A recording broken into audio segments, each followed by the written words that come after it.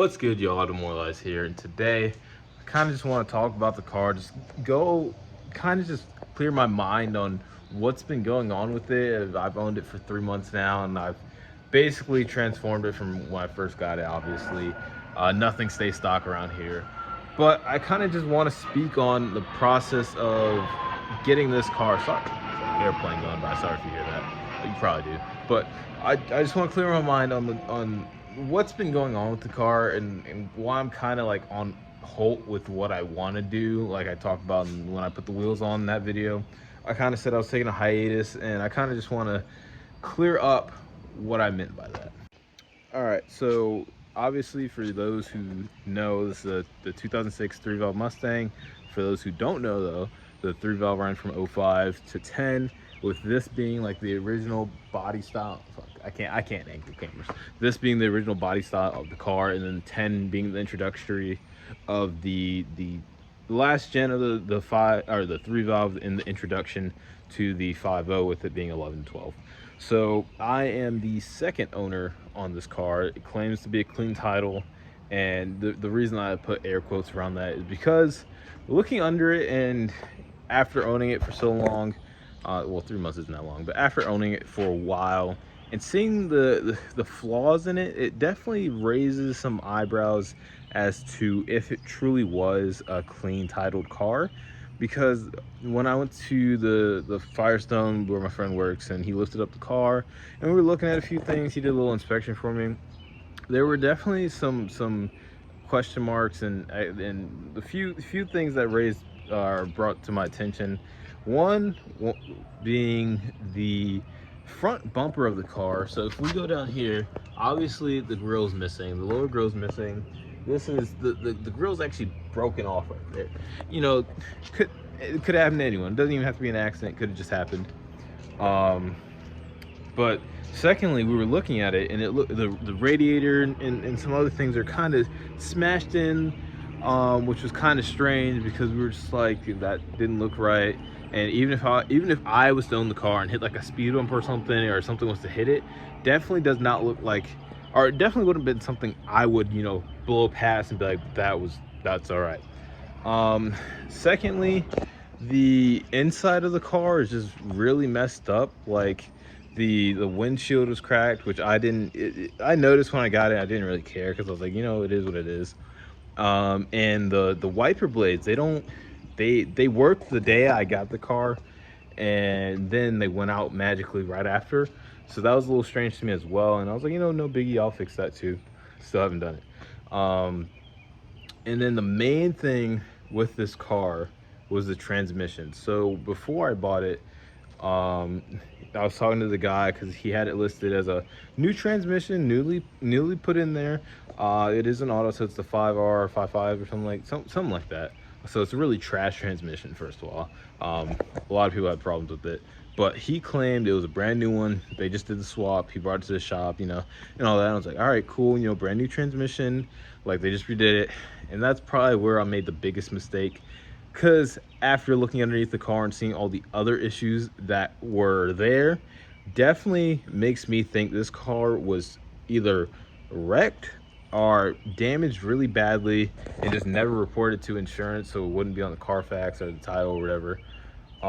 So that was kind of upsetting to find out. But back to the transmission thing.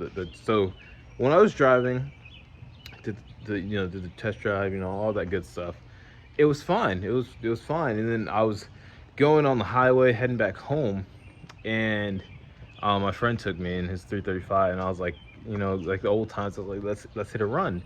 And I started gassing it, and I was probably hit it at like 40 miles per hour, and it shifted from second to third, and it was fine.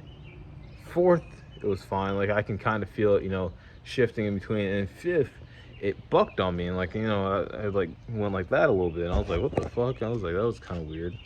And I slowed down a little bit, and I was just like, okay, maybe. I was like, that's a little weird. Then the little wrench light comes on my dash. I'm like, oh, that's great. I didn't know what that was. I never had that issue before. So the wrench light came on. Then the overdrive sensors came on, and all these lights flashing on me. It's a whole fucking disco party on my dashboard, and I'm like, okay, something's the fuck up. And you know, the I already signed the bill of sale. This is a private seller, all this and that, and like, as soon as I bought the car, it was the sketchiest shit, man. It was, as soon as I bought the car, the whole Facebook log, everything was just gone. Like everything just disappeared, and I was like, what the fuck? So like the dude just disappeared out of nowhere, like never, like I haven't seen him on Facebook, like I'd like nothing. So that was sketch to me as well. But I mean, I ended up getting the transmission fixed, so that was the main problem once I first got the car. That's figured out now. So I'm not tripping about that. You know, I'm able to drive from here, work, wherever I gotta go. um but I mean, just the next thing is, it's just so many minor things that like you wouldn't even think would bother you, because there's so many minor things fucking bother you.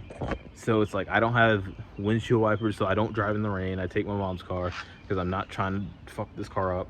The windshield's cracked, like it would, like I still don't care about that. I can see perfectly out of it. The bumper, like having no lower grill on my white one, I didn't have a lower grill, so I'm not tripping about that.